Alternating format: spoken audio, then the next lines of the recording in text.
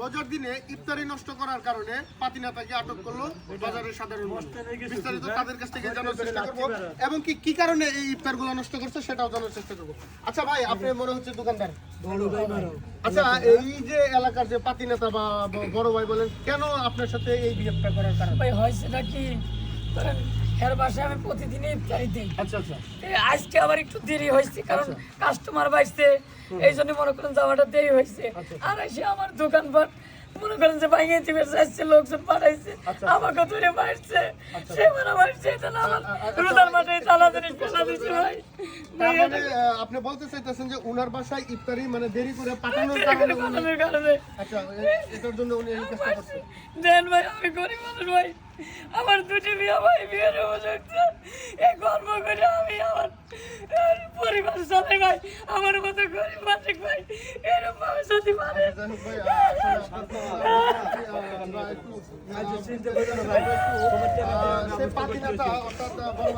কথা বলার চেষ্টা করবো।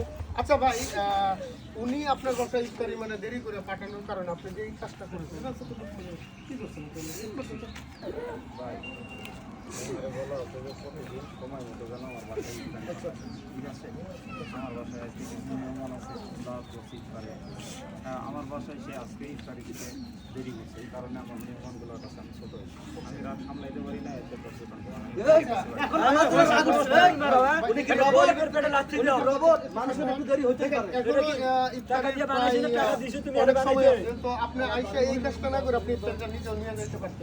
ভাই আমি রাগের মাথায়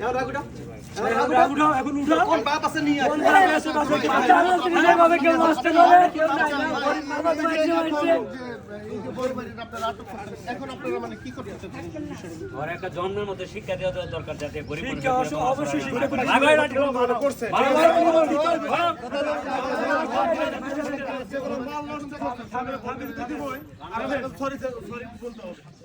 এর কাছে মাল চাই, তুই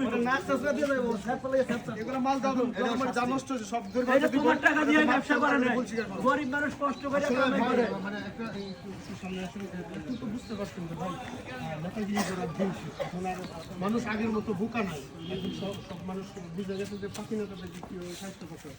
এই যে এখন ওনারা যেটা করতে চাইতেছে, আপনি আপনার সাথে যদি একটা করে তাহলে আপনার কি মানে কেমন লাগে?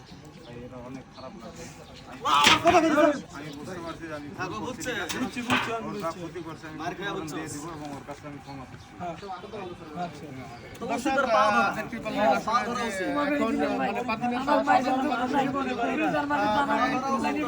খাওয়ার পরে সে এখন তার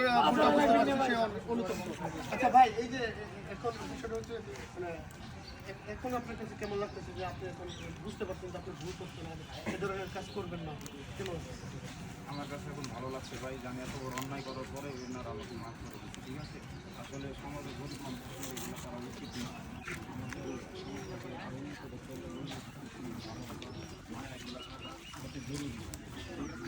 তো আমি চাই যে আমার মতো কোনো বড় ভাই যেন গরিব মানুষের প্রতি এরকম কোনো অন্যায় অত্যাচার যেন না করে।